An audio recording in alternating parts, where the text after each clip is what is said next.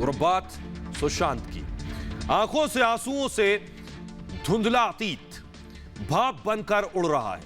कभी खत्म ना होने वाले सपने के चेहरे पर मुस्कुराहट बिखेर रहे हैं और एक क्षण भंगुर जीवन इन दोनों के बीच बातचीत कर रहा है। मां, ये सुशांत सिंह राजपूत के आखिरी शब्द थे। इन पंक्तियों के बाद सुशांत का सफर इस दुनिया से खत्म हो गया। वो अनंत लोक की तरफ बढ़ गए, एक ऐसे सफर पर जो अब कभी खत्म नहीं होगा। सुशांत भले ही अब इस दुनिया में नहीं है, लेकिन उनकी यादें आज भी हैं और हमेशा रहेंगी। सुशांत की मौत को 1 साल हो गया। पूरे 365 दिन गुजर गए, लेकिन सुशांत के चाहने वालों के दिलों में उनकी एक याद और एक याद आज भी ताजा है। सुशांत चाहतों की दुनिया में बड़ी उदासी से याद किए जाते रहेंगे। वो अपनी फिल्मों के जरिए हम सब के जज्बातों में अमर हैं और हमेशा अमर रहेंगे। हम कैसे कह दें कि आप चले गए सुशांत। बहरहाल आगे बढ़ते हैं अपनी खबरों की तरफ और बात करते हैं आज की एक बड़ी खबर की। बात करेंगे कि इस वैक्सीन को लेकर लगातार भ्रम की स्थिति बनी हुई है। वैक्सीन को लेकर डर बना हुआ है, लोगों में खौफ है। उस खौफ को आज हम दूर करने वाले हम दिखाने जा रहे हैं। ये तस्वीरें राजस्थान की तस्वीर हम आपको दिखा रहे हैं। ये शख्स राजस्थान के रहने वाले, इनका कहना है कि इन्होंने दोनों डोज वैक्सीन के लिए, उसके बाद देखिए थाली चिपक गई इनके बदन से, मोबाइल चिपक गया, सिक्के इनके बदन से चिपक रहे हैं। देखिए जरा, सिक्के चिपक रहे हैं इनके बदन से, चम्मच इनके चेहरे से चिपक रहा है। इनका दावा है कि इन्होंने दोनों डोज वैक्सीन का लिया, उसके बाद यह असर हो रहा है। ये अकेले राजस्थान के शख्स नहीं है, नासिक के एक शख्स है, उनसे आपको मिलवाने जा रहे हैं। वो भी यही कह रहे हैं, यही शिकायत कर रहे हैं। ये देखिए, नासिक के अरविंद सोनार आप देख रहे हैं, इन्होंने वैक्सीन के दोनों डोज लिए, उसके बाद इनके बदन से चम्मच और सिक्के चिपकने शुरू हो गए। ये भी परेशान है, ये हो क्या रहा है। ये कह रहे हैं जब से वैक्सीन लगवाई है तब से ऐसा हो रहा है। क्या इसका वैक्सीन से कोई ताल्लुक है या सिर्फ ये एक अफवाह है, ये आज हम आपको बताएंगे। तो ये तो सिर्फ 2 तस्वीरें थी। तीसरी तस्वीर देखिए अगरतला की, मैं आपको दिखा रहा हूं। ये शख्स अगरतला के, देखिए पूरे बदन में इनके सिक्के और चम्मच चिपके हुए हैं। इनका कहना है जब से वैक्सीन लगवाई है तब से उनके शरीर में ये हो रहा है। फुल स्क्रीन जरा तस्वीरें दिखाएं हम। अगरतला की ये तस्वीर आप देख रहे हैं, देखिए जरा, इनके पूरे बदन में सिक्के चिपके हुए हैं। इनका कहना है वैक्सीन लगाने के बाद ऐसा हो रहा है। लेकिन मैं बताऊंगा क्या वैक्सीन से संभव है या सिर्फ ये अफवाह है, ये मैं आपको बताऊंगा। लेकिन देखिए, ये अगरतला में रहते हैं। इनका कहना है कि वैक्सीन के डबल डोज लिए तो शरीर चुंबकीय हो गया है, मैग्नेटिक इफेक्ट आ गया है, बदन में अपने आप धातु की चीजें चिपक रही हैं। तो न सिर्फ अगरतला बल्कि आइए छत्तीसगढ़ में कांग्रेस के एक नेता है जिनका कहना है, ये देखिए, इन्होंने वैक्सीन की डबल डोज ली और हाथ से चम्मच चिपक गया। फुल स्क्रीन जरा तस्वीरें दिखाएं, हाथ से इनके चम्मच चिपक गया। इनका कहना है वैक्सीन लेने के बाद ऐसा हो रहा है। अब कौतूहल का विषय है, क्या वैक्सीन से वाकई ऐसा हो रहा है या फिर कोई और वजह है जिसकी वजह से इनके शरीर से इस तरह की धातु चिपक रही है। आइए एक और शख्स आपको दिखाते हैं उड़ीसा से। यानी मैंने आपको राजस्थान, नासिक, अगरतला, छत्तीसगढ़ से दिखाया। अब उड़ीसा देखिए, ये उड़ीसा के सज्जन है, बेशक मुस्कुरा रहे हैं, लेकिन देखिए जरा वैक्सीन, इनका कहना है वैक्सीन के डबल डोज लिया, उसके बाद देखिए पूरा बदन में चम्मच और कांटे चिपक गए। फुल स्क्रीन जरा इनकी तस्वीरें दिखाएं। उड़ीसा के रहने वाले हैं और इनका दावा यह है कि जब से इन्होंने वैक्सीन ली है, ये मैग्नेटिक पावर इनके अंदर आ गई, अपने आप धातु आकर इनके शरीर से चिपक जा रही है। ये कैसे हो रहा है ये किसी को नहीं पता, लेकिन आज इस गलतफहमी को हम दूर करेंगे, क्योंकि ये तो आपने देख लिया देश के अलग अलग शहरों से जो तस्वीरें आई हैं जिसमें दावा किया जा रहा है कि वैक्सीन लेने के बाद ऐसा हो रहा है। लेकिन मैं अब आपको एक शख्स से मिलवाने जा रहा हूं जिसने कोई वैक्सीन नहीं ली और इससे ज्यादा चुंबकीय असर है। इससे यह साबित होगा कि वैक्सीन के जरिए हो रहा है या नहीं। ये देखिए, ये ईरान के हैं अबुल फजल। हर चीज इनके शरीर से चिपक जाती है। ये देखिए, गाड़ी का बोनट इनके पेट से चिपक गया है, चम्मच इनके शरीर से चिपक गया है। ये देखिए, अगर फुल स्क्रीन ये तस्वीरें मैं दिखाऊं, ये देखिए पूरे घर की जितने चम्मच थे, किचन का जितना सामान है, वो सब इनके शरीर से चिपक गया। ना सिर्फ धातु, देखिए खीरा भी इनको चिपक गया, प्लेट भी इनको चिपक गई है और शीशा भी उठाकर इन्होंने अपने छाती के साथ चिपका लिया है। इन्होंने कोई वैक्सीन नहीं ली, लेकिन ये इनके साथ हो रहा है। ये ईरान के रहने वाले हैं, इनका नाम है अबुल फजल। ये बताता है कि इसका ताल्लुक वैक्सीन से नहीं है। देखिए जरा ध्यान से, अबुल फजल के शरीर से पर गाड़ी का बोनेट चिपक गया है। उनकी पत्नी उनके शरीर पर चम्मच रख रही, सारे चम्मच बदन से चिपकते चले जा रहे हैं। आखिर ये कैसे हो रहा है ये हम आपको आगे बताएंगे, लेकिन पहले आपको बताते हैं कि आखिर हो क्या रहा है। जरा ध्यान से समझिए। देश भर में तमाम वीडियो सामने आ रहे हैं जिनसे वैक्सीनेशन को लेकर अफवाह फैल रही है। इन तस्वीरों में दावा यह किया जा रहा है कि वैक्सीन की दोनों डोज लेने के बाद लोगों के अंदर चुंबकीय शक्ति आ गई है। अब वो तमाम धातु की चीजों को शरीर से चिपका सकते हैं। स्क्रीन पर ये जो वीडियो आप देख रहे हैं ये राजस्थान के सीकर का है। जिस शख्स को आप इस वीडियो में देख रहे हैं उनका नाम है राजकुमार सोनी। 71 साल के राजकुमार सोनी का दावा है कि उनके शरीर में चम्मच, मोबाइल जैसी धातु चिपक रही है और ऐसा उनकी पत्नी के साथ भी हो रहा है। लेकिन उनका कहना यह है कि इससे उन्हें किसी तरह की कोई दिक्कत नहीं है। सिर्फ राजस्थान ही नहीं, महाराष्ट्र के नासिक से भी एक ऐसा ही वीडियो सामने आया है जिसमें बुजुर्ग ने दावा किया है कि उनके अंदर भी धातु की चीजें शरीर में चिपकने की ताकत आ गई है। हालांकि सरकार ने इस दावे की जांच के आदेश दे दिए हैं और जांच रिपोर्ट से पूरी सच्चाई सामने आएगी। और अब एक और वीडियो देखिए। अगरतला से वीडियो है। दावा यह किया जा रहा है कि जिसको आप स्क्रीन पर इस वक्त देख रहे हैं इनका नाम है मनोरंजन रुद्रपाल। इन्होंने शरीर पर तमाम चम्मच, कटोरी और सिक्के चिपका रखे हैं। अब देखिए जरा, ओडिशा में भी एक ऐसा ही शख्स सामने आया है। कैसे उनके शरीर पर भी चम्मच, कटोरी चिपक रहे हैं।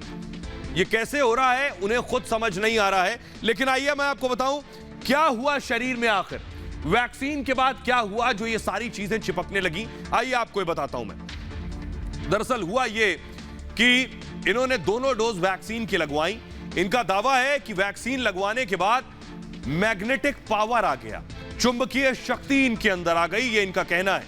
इसके साथ ही दोनों डोज लेने के बाद ये ताकत मिली, ये कहना है। जिनको आप देख रहे हैं ये उनमें से एक है, इनका नाम अरविंद सोनार है, नासिक के रहने वाले हैं। इनमें भी ये शक्ति आई। थाली, चम्मच जैसे सामान जो है बदन से चिपक रहे हैं, इनका ये कहना है। साथ ही साथ इसको जल्दी से मूव करें अगर हम, मोबाइल भी शरीर से चिपकने का दावा किया जा रहा है। न सिर्फ धातु की चीजें बल्कि बाकी चीजें भी शरीर के साथ चिपक रही हैं। शरीर में कोई दिक्कत नहीं हो रही है यह भी कहा जा रहा है। लेकिन लोगों को यह परेशान जरूर कर रहा है कि अचानक उनके शरीर में ऐसा क्या हुआ जो ये चीजें होने लगी। लेकिन इस अफवाह से, इस डर और खौफ से दरअसल हो क्या रहा है वो तस्वीरें मैं आपको दिखाऊं। देखिए जरा, हो ये रहा है कि बाराबंकी में लोगों में वैक्सीन का इस कदर डर कि जैसे ही पता चला कि वैक्सीन लगवाने के लिए मेडिकल स्टाफ, स्वास्थ्य विभाग से लोग आ रहे हैं तो नदी में छलांग लगा दी डर के मारे। बाराबंकी की तस्वीरें पिछले दिनों सामने आई। ये दिखाने का मकसद ये है कि दरअसल वैक्सीन को लेकर ये जो भ्रम और गलतफहमी फैलाई जा रही है इसकी वजह से लोगों में डर ज्यादा है। लोग जैसे ही देखते हैं कोई वैक्सीन लगाने आ रहा है वो भाग खड़े होते हैं। ये सिर्फ बाराबंकी की तस्वीर। एक और तस्वीर मैं आपको दिखाने जा रहा हूं जम्मू कश्मीर की, जहां एक महिला वैक्सीन के नाम पर मारपीट पर उतारू हो गई। देखिए जरा तस्वीरें, फुल स्क्रीन जरा मैं तस्वीरें दिखाऊं कि ये महिला वैक्सीन ना लगवाने पर लड़ रही। मैं मुंह तोड़ूं, तोड़ के देखो अपनी शक्ल देखो ना। क्या कर रहे हो? वीडियो एक चुड़ैल मत उठाना। मैं बोल रही हूं मुझे थप्पड़ नहीं मार रहा, तुझे पता है मैं यहीं पे गाड़ दूंगी। हाँ तू है ना आईएएस, तू है ना आईएएस दिख रही है।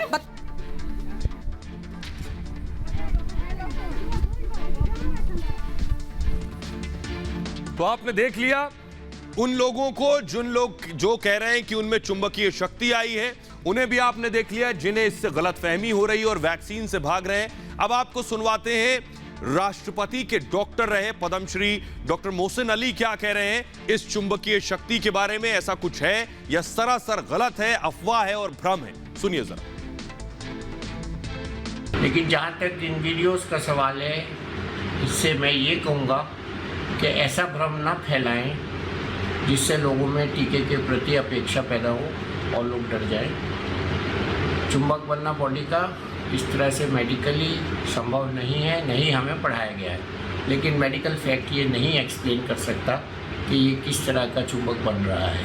इसलिए इसकी प्रेरणा न लें, इससे प्रेरणा न लें और अपना टीका लगवाते रहें। तो आपने डॉक्टर को सुन लिया जो साफ साफ कह रहे हैं कि वैक्सीन का इससे कोई ताल्लुक नहीं है। आपकी गलतफहमी दूर करने के लिए ये जो ग्राफिक्स हम आपको दिखाने जा रहे हैं इसे जरा ध्यान से देखिए। देश में कितने लोगों को वैक्सीन लगी है, ये जो आंकड़ा है ये मैं आपके सामने रख रहा हूं। ये आप देख रहे हैं देश में कितने लोगों को वैक्सीन लगी है। 25 करोड़ से ज्यादा लोगों को देश में वैक्सीन लग चुकी है और मामले अफवाह के कितने आए हैं? सिर्फ 5। 25 करोड़ में 5 मामले सामने आए हैं। अगर आप देखिए कि कितना फीसदी होता है, 0.0000002%, जिसकी कोई गिनती नहीं है। इसका मतलब यह वैक्सीन का इससे कोई ताल्लुक नहीं है। 25 करोड़ से ज्यादा लोगों को वैक्सीन लगी और उनमें कोई असर नहीं है। और इसका एक और उदाहरण यह है कि ईरान में जो शख्स हैं अबुल फजल, उनके बदन में भी ये सारी चीजें हो रही हैं लेकिन उन्होंने कोई वैक्सीन नहीं लगवाई। ये गलतफहमी दूर करते हैं। देश में 25 करोड़ से ज्यादा लोगों को टीका लग चुका है और उसमें ये कुछ लोग ही हैं जो ये दावा कर रहे हैं कि उनके अंदर चुंबकीय शक्ति आ गई है। एक्सपर्ट ये मानते हैं कि ऐसे दावों में कोई सच्चाई नहीं है। इससे पहले भी ऐसे तमाम वीडियो सामने आते रहे। अब हम आपको ईरान का वीडियो दिखा रहे हैं। इस शख्स ने कोई वैक्सीन नहीं ली है, लेकिन देखिए ये गाड़ी का बोनेट, टेबल का भारी शीशा, यहां तक कि लकड़ी का भारी बोर्ड तक अपने शरीर से चिपका लेता है। सिर्फ इतना ही नहीं, यह शख्स प्लास्टिक की प्लेट, मोबाइल से लेकर हरी सब्जियां तक शरीर से चिपका रहा है। इस शख्स ने पूरे शरीर में चम्मच चिपका रखे हैं। तो यह भी समझ लीजिए कि ऐसा कैसे हो रहा है। दरअसल इस शख्स ने बचपन में यह कला सीखी है जिससे ये चीजों को शरीर से चिपकाता है और ये अपने साथ ही नहीं बल्कि दूसरों के साथ भी ऐसा कर सकता है। मतलब साफ है कि वैक्सीन से तो ऐसा नहीं होता, वैक्सीन से कोई चुंबकीय शक्ति नहीं आती, तो वैक्सीन आपको सिर्फ कोरोना से बचाती है। बहरहाल खबरों में आगे बढ़ते हैं और अब बात करते हैं सियासी। बिहार का ग्रेट पॉलिटिकल ड्रामा। जी हां, आज की जो बड़ी खबर बिहार से आई वो थी बिहार का ग्रेट पॉलिटिकल ड्रामा जिसने पूरे देश में हलचल मचा दी। ये 3 किरदार आखिर क्या रोल प्ले कर रहे हैं इसमें, ये आपको बताते हैं। चिराग पासवान, दरअसल आपको बताएं कि चिराग पासवान के चाचा पशुपति पारस, उनकी तस्वीर जरा मैं दिखाऊं, कैसे चाणक्य चाचा की चाल में फंस गए चिराग पासवान, ये मैं आपको बता रहा हूं। चाचा और भतीजे को आप साथ साथ देख रहे हैं, लेकिन चिराग को भी इल्म नहीं था कि उनके साथ ऐसा हो जाएगा। लेकिन सोचिए जरा, क्या आखिर अचानक अपने आप ऐसा हो गया? चाचा ने ऐसा कदम उठा लिया या इसके पीछे कोई और है, या इसके पीछे कोई ऐसा चाणक्य और है जो चाचा को चला रहा था? क्या नीतीश कुमार का इसमें कोई रोल है? सियासी पंडित ऐसा मानते हैं, पॉलिटिकल जानकार ऐसा मानते हैं कि चाचा ने जो भतीजे के साथ चाल चली है उसमें नीतीश कुमार का कोई रोल है। ये बात ऐसे ही नहीं कह रहे। आपको याद होगा विधानसभा चुनाव के दौरान चिराग पासवान के निशाने पर सीधे सीधे नीतीश कुमार थे और नीतीश को सीधे चिराग चुनौती दे रहे थे। वो खुलेआम कह रहे थे कि वो नीतीश को मुख्यमंत्री नहीं बनने देंगे। तो क्या चिराग की जो चुनौती थी नीतीश को वो अब भारी पड़ रही है? सुनिए जरा चिराग को पहले। तो जो मुख्यमंत्री भ्रष्टाचारी हो, जो मुख्यमंत्री युवा विरोधी हो, जो मुख्यमंत्री बिहार को बर्बाद कर दे, जो मुख्यमंत्री युवाओं को पलायन पर मजबूर कर दे, क्या ऐसे मुख्यमंत्री को मुख्यमंत्री बने रहना चाहिए क्या? आज निश्चय में जितना भ्रष्टाचार हुआ है, जो घोटाला हुआ है, भले वो किसी अधिकारी ने किया हो या मुख्यमंत्री ने स्वयं किया हो, लोजपा की सरकार बनते ही जांच करवाई जाएगी और सबको जेल भेजा जाएगा। ज़रूर जनता दल यूनाइटेड, मैं चाहता हूं कि जिस तरीके से मुख्यमंत्री जी पिछले 15 साल से बिहार में मुख्यमंत्री होने के बावजूद धरातल तक वो अपने विकास के कार्यों को नहीं उतार पाए, तो जनता का विश्वास ज़रूर उनके प्रत्याशियों से उठ चुका है। मैं ज़रूर चाहूँगा कि विकल्प की तरफ ज़रूर बिहार की जनता जाए, क्योंकि मुख्यमंत्री आखिरी बार जनता से कब मिले थे या जनसंवाद उन्होंने कब किया था, जनता के बीच वो कब गए थे, इस पर भी बहुत बड़ा प्रश्न चिन्ह है। जनता से तो चिराग पासवान ने नीतीश को गहरा जख्म दिया। उसके बाद क्या नीतीश ने बदला लिया, आइए आपको दिखाते हैं चिराग ने क्या नीतीश को जख्म दिया था। यह आपकी टेलीविजन स्क्रीन पर है। हुआ क्या, इस पूरे राजनीतिक घटनाक्रम का मास्टरमाइंड कौन है, बड़ी बात यह है चिराग, दरअसल आपको याद होगा चिराग एनडीए से अलग हुए। चिराग ने एनडीए से अलग होकर चुनाव लड़ा, इसको जल्दी से मूव कीजिए, और जेडीयू के खिलाफ उम्मीदवार उतार दिए, यानी नीतीश कुमार के खिलाफ चिराग पासवान ने उम्मीदवार उतारे। नीतीश 43 सीटों पर सिमट गए और जेडीयू को बड़ा नुकसान हुआ।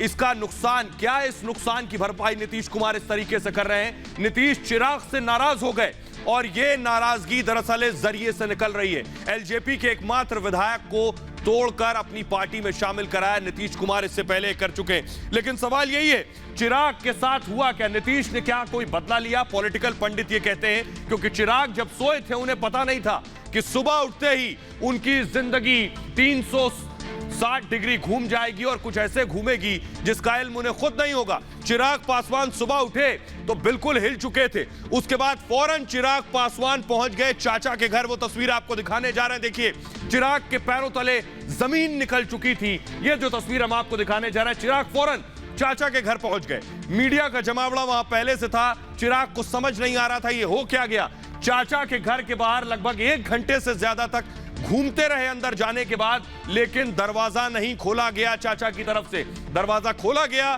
तो चाचा मिलने नहीं आए, चाचा ने मुलाकात नहीं की। उसके बाद जो पार्टी के बाकी सांसद थे वो सांसद कहां पहुंच गए? देखिए जरा, वो सांसद पहुंच गए सीधे लोकसभा अध्यक्ष ओम बिरला के पास चिट्ठी लेकर और अपना समर्थन दिया। संसदीय दल के नेता भतीजे को किनारे कर चाचा बन चुके थे। ये जो गेम प्लान है, पॉलिटिकल पंडित एक्सपर्ट ये कहते हैं कि क्या ये चाचा भतीजे का गेम प्लान नीतीश कुमार ने पूरा तैयार किया? बड़ी चीज ये आइए आपको बताते हैं दरअसल हुआ क्या, जल्दी से समझिए हुआ क्या। बिहार की सियासत में बहुत दिलचस्प स्थिति पैदा हुई। हुआ ये कि चिराग पासवान, एक तरफ चिराग पासवान, दूसरी तरफ उनके चाचा को आप देख रहे हैं। ध्यान से सुनिएगा हुआ क्या। चिराग के चाचा का नाम है पशुपति पारस। रामविलास पासवान के छोटे भाई है पशुपति पारस। ये चिराग की कार्यशैली से नाराज थे। चिराग जिस तरह से काम कर रहे थे उससे खासे नाराज थे। सांसद चाचा ने बगावत कर दी। 5 सांसदों ने बाकायदा चिट्ठी लिखी और चिट्ठी लिखकर लोकसभा अध्यक्ष को सौंप दी। चिराग को किनारे लगा दिया और चाचा लोक जनशक्ति पार्टी के संसदीय दल के नेता बन गए। अब चिराग ने चाचा को 2 प्रस्ताव भेजे। चिराग चाहते ये हैं कि एलजेपी का अध्यक्ष पद उन्हें मिले और चाचा संसदीय दल के नेता बने रहे, लेकिन चाचा मानेंगे क्या? बड़ा सवाल यही है। लेकिन आइए अब आपको सुनवाते हैं जो चिराग के साथी थे, सांसद थे, वो सब चिराग से अलग हो चुके हैं। वो अब क्या कह रहे हैं सुनिए जरा। चिराग पासवान जी हमारे परिवार के, हमारे भतीजा भी हैं, हमारे पार्टी के राष्ट्रीय अध्यक्ष भी थे, अभी तक हैं। उनको कोई आपत्ति नहीं है, दल में रहे, उनको कोई आपत्ति नहीं है। उनको चिराग पासवान से कोई शिकवा शिकायत नहीं है। हम तो कभी नहीं चाहेंगे कि पार्टी टूटे। 5 MP अगर एक साथ हैं तो हम लोग चिराग जी को भी चाहते हैं कि वो भी एक्सेप्ट करें कि पारस जी एक्सपीरियंस आदमी हैं, उनके नेतृत्व में हम लोग चलें। ऐसा कोई नहीं, सभी सांसद लोग बैठे अपना विचार विमर्श किए, आगे की रणनीति तक किए। उसके बाद पारस जी को अपना नेता मान। जैसे आप टीवी में देख रहे हैं, फेसबुक पर देख रहे हैं, जो पार्टी टूट गई तो घर में आग लग गया, ऐसा कोई बात नहीं, सिर्फ नेतृत्व बदला गया। तो सवाल यह है कि क्या नीतीश कुमार ने पुराने जख्मों का बदला ले लिया है? जो सांसद चिराग के साथ थे आज वो चिराग से दूर हो चुके हैं। नीतीश कुमार के साथ क्या हुआ दरअसल मैं आपको बताता हूं।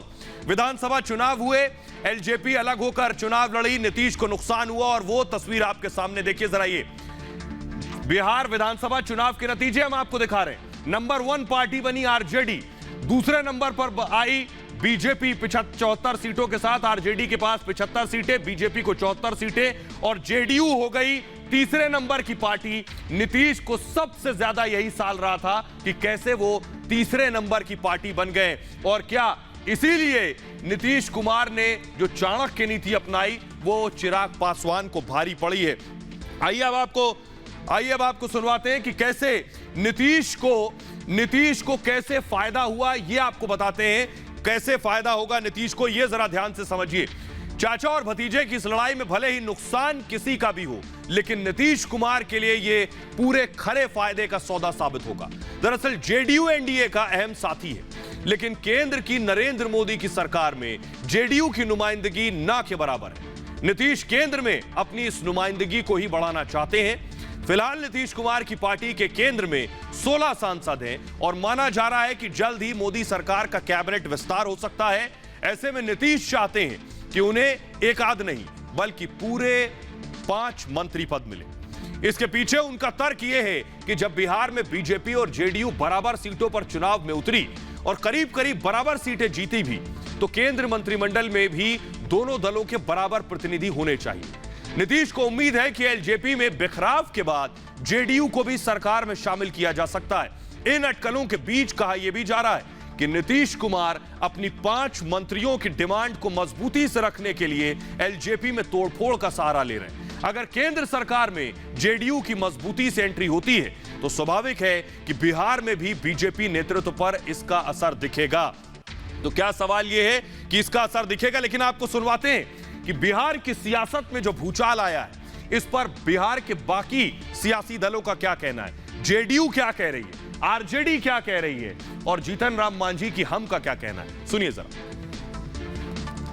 कि अगर आप किसी पद पर हैं और अपने व्यवहार से, अपने कंडक्ट से आपके जो सीनियर हैं, आपके जो सहयोगी हैं, उनको सम्मान नहीं दीजिएगा तो क्या ऑप्शन हो। और यही कारण आप देखिए ना कि 6 में से 5 लोगों ने निर्णय लिया।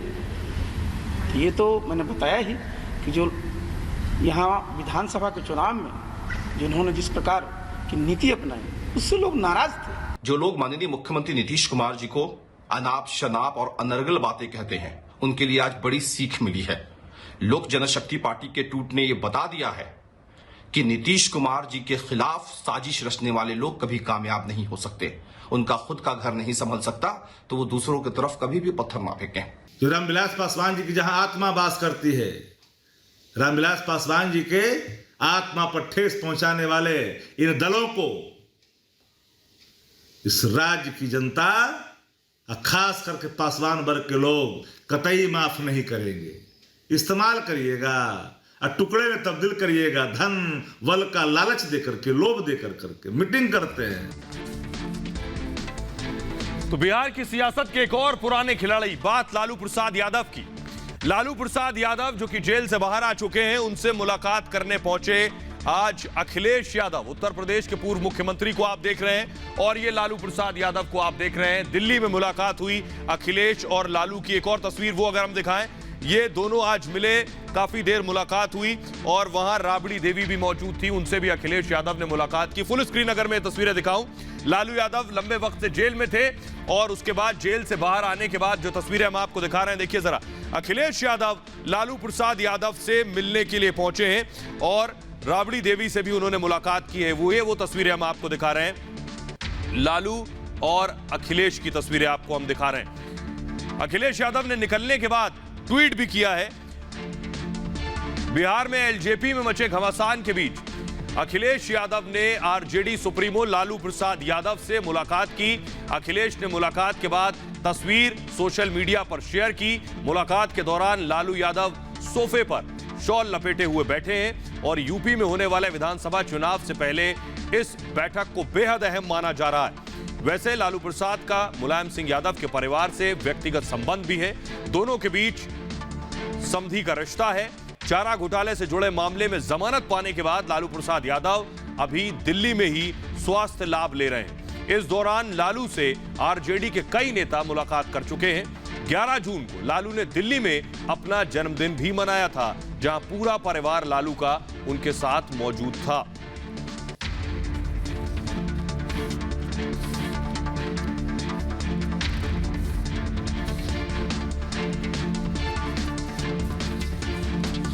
आइए खबरों में आगे बढ़ते हैं और अब दिखाते हैं आपको कैसे एक जिंदगी जीत गई।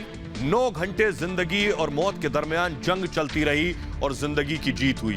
ये मासूम बच्चा 4 साल का जो कि बोरवेल में 180 फीट गहरे बोरवेल में फंसा था। बोरवेल की तस्वीर जरा मैं दिखाऊं, ये देखिए, ये वो बोरवेल है जिसमें बच्चा सुबह 7:30 बजे गिरा था। 9 घंटे तक इस बोरवेल में ये बच्चा फंसा रहा। 9 घंटे तक जिंदगी की जंग और जद्दोजहद चलती रही। बाकायदा एनडीआरएफ की टीम मौके पर पहुंची जो रेस्क्यू कर रही थी। वो तस्वीरें हम आपको दिखाने जा रहे हैं। एनडीआरएफ ने कैसे रेस्क्यू किया, ये देखिए। एनडीआरएफ की टीम मौके पर पहुंची, जवान दरअसल वहां पहुंचे, जेसीबी मशीनें लगाई गई और देखिए जरा, बच्चे को बचाने की मुहिम शुरू हुई। आगरा की तस्वीरें हम आपको दिखा रहे हैं। आगरा के गांव में ये बच्चा जहां गिरा, उसके बाद वहां टीमें पहुंची। आसपास देख रहे हैं स्थानीय लोगों का बड़ा जमघट लगा है। 9 घंटे तक रेस्क्यू ऑपरेशन चलता रहा, लेकिन 9 घंटे बाद जो तस्वीर निकलकर सामने आई वो सबसे अच्छी तस्वीर थी। वो हम आपको दिखाने जा रहे हैं कि मासूम को बचा लिया गया। वो तस्वीरें देखिए जरा। ये तस्वीर है जिस वक्त एनडीआरएफ की टीम और वहां पहुंची जवानों ने इस बच्चे को निकाला, 4 साल के बच्चे को, ये जो घेरे में आप देख रहे हैं, इस बच्चे को निकाला और फौरन अस्पताल लेके गए। बच्चा स्वस्थ बताया जा रहा है। आइए आपको बताते हैं कि आखिर कैसे ये जिंदगी की जंग जीता बच्चा मासूम। ये मैं आपको बताने जा रहा हूं कि आखिर 9 घंटे तक फंसा रहा बोरवेल में। ये जो मैं आपको दिखा रहा हूं, देखिए कैसे जिंदगी की जंग ये बच्चा जीता। 180 फीट गहरा था बोरवेल। जिस बोरवेल में बच्चा गिरा उसकी गहराई थी 180 फीट। कई दिन से वो बोरवेल खुला हुआ था। दरअसल इसको रोटेट करें, खेलते समय बच्चा गिर गया। सुबह 7:30 बजे का वक्त था जिस वक्त गिरा और 180 फीट गहरे बोरवेल में 100 फीट पर जाकर बच्चा फंस गया। उसके बाद जिंदगी को बचाने की जंग शुरू हुई। जेसीबी मशीनें मदद के लिए लगाई गई और उसके बाद बोरवेल में कैमरा डाला गया। बच्चे को खाने की चीजें भी भेजी गई। बच्चे के लिए ऑक्सीजन पाइप भी डाला गया जिससे उसको सांस लेने में परेशानी ना हो और घटनास्थल पर बाकायदा कंट्रोल रूम बनाया गया। इस जद्दोजहद के बाद सेना और एनडीआरएफ ने इसे रेस्क्यू किया। लगभग 9 घंटे से ज्यादा वक्त लगा इस बच्चे को बचाने में। आइए अब आपको सुनवाते हैं जिन जवानों ने इन्हें बचाया, इस बच्चे को, वो क्या कह रहे हैं। उन्हें वाकई सैल्यूट कर रहा है पूरा देश और परिवार भी। सुनिए जरा। 7 बजे से बोरवेल में था और जो इनिशियल इन्फॉर्मेशन मिली उसके हिसाब से उसने थोड़ा सा पानी पिया हुआ था। मतलब 7 बजे से लेकर के अभी 5 बजे तक बच्चे ने कुछ खाया नहीं था। हमको पहला उसका शक यही था कि ये कहीं ज़्यादा डिहाइड्रेट ना हो जाए, ज़्यादा एग्जॉस्ट ना हो जाए और रेस्पॉन्ड करना ना बंद कर दे। But it was a good luck for team and for child also. उस बच्चे ने पूरा रेस्पॉन्ड किया और हमने जो प्रोसीजर हुक के साथ में उसको लिफ्ट करने का यूज़ किया वो हमारा सक्सेसफुल हो गया। सेकेंडली जो एडमिनिस्ट्रेशन ने और जो यहाँ पे आर्मी की तरफ से सपोर्ट रहा, जिस तरीके से पहले से उन्होंने यहाँ पे ऑक्सीजन का प्रोविजन कर दिया था, वो भी काफ़ी हेल्पफुल रहा। अभी बच्चे की स्टेटस बहुत अच्छी है। उसका जो डॉक्टर साहब ने चेकअप किया है, he is fully fit and fine.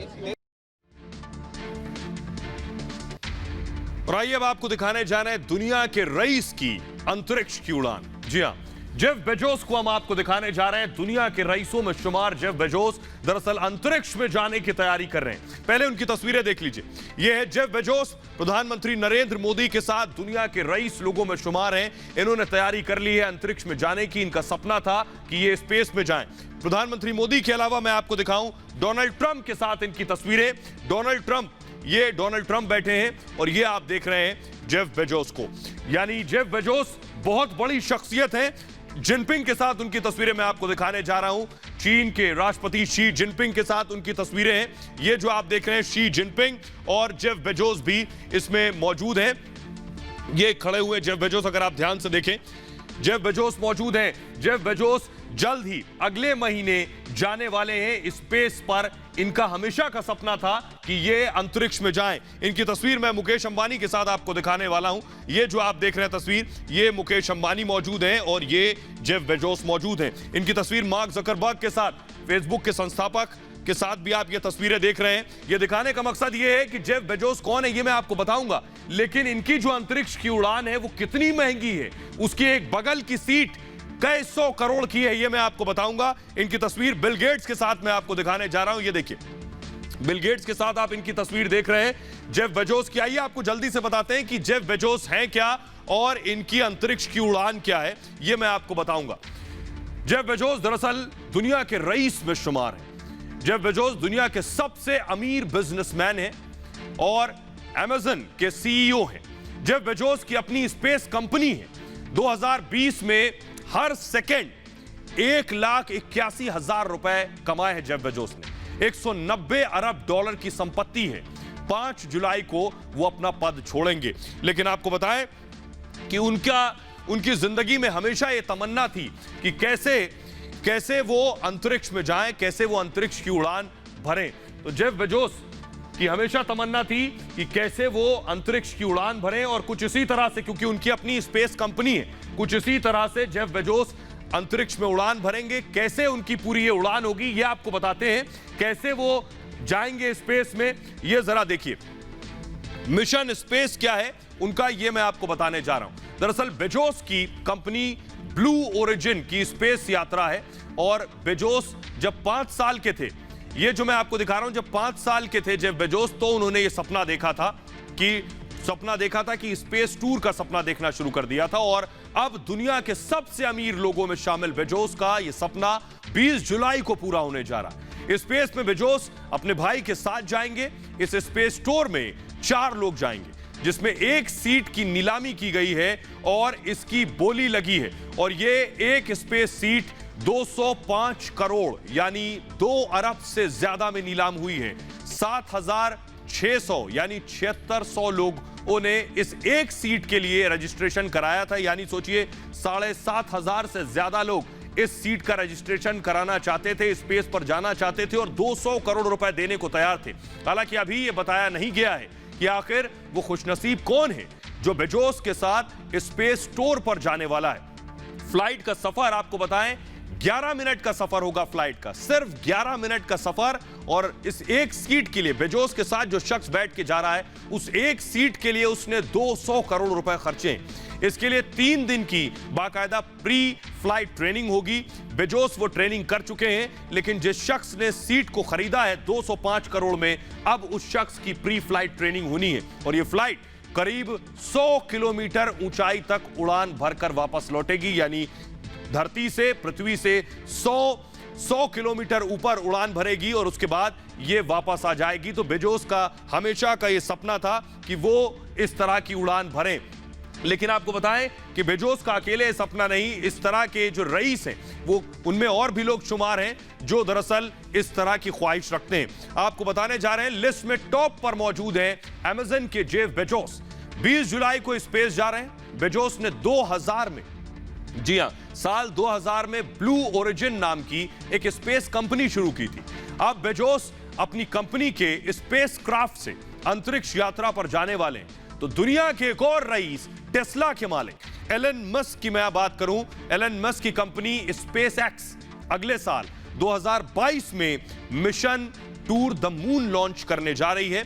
और चांद पर इंसान के पहले कदम की 52वीं वर्षगांठ पर बेजोस अपनी कंपनी के एयरक्राफ्ट से स्पेस टूर पर जाएंगे। उनकी ख्वाहिश हमेशा थी कि वो अंतरिक्ष में जाएं। बचपन 5 साल की उम्र से वो ये सपना देख रहे हैं। और वहीं बेजोस के अलावा दूसरी तरफ अगर मैं बात करूं, 2002 में टेस्ला के मालिक एलन मस्क ने स्पेस एक्स की शुरुआत की थी। मस्क का सपना मंगल ग्रह पर इंसानी बस्ती बसाने का है कि कैसे इंसानी बस्ती मंगल ग्रह पर बसाई जाए, ये ख्वाब देख रहे हैं एलन मस्क। 2008 में स्पेस एक्स का एक रॉकेट फॉल्कन 1 पहली बार सफलतापूर्वक पृथ्वी के कक्ष में पहुंचा था। और मई 2020 में स्पेस एक्स किसी मनुष्य को अंतरिक्ष में ले जाने वाली दुनिया की पहली प्राइवेट कंपनी बन गई थी। और एलन मस्क को मैं आपको तस्वीरों में दिखा रहा हूं कि वो उनमें शुमार हैं जिनकी कोशिश ये थी कि मार्स पे किसी तरह दुनिया बसाई जाए। ये आप एलन मस्क को देख रहे हैं। एलन मस्क की ख्वाहिश है कि मंगल ग्रह पर बाकायदा पूरी दुनिया को बसाया जाए, इस कोशिश में वो लगे हुए हैं। जेफ बेजोस भी उन लोगों में शुमार हैं जो दरअसल दुनिया के रईस हैं, लेकिन वो चाहते हैं कि कैसे वो अंतरिक्ष में जाएं। और अब वो 20 जुलाई को अंतरिक्ष में जाने वाले हैं। फिलहाल ये भारत की बात है, मैं इतना ही। आप अपना बहुत ख्याल रखिए। एक छोटे से ब्रेक के लिए रुक रहे हैं, लौट रहे हैं कुछ और बड़ी खबरों के साथ।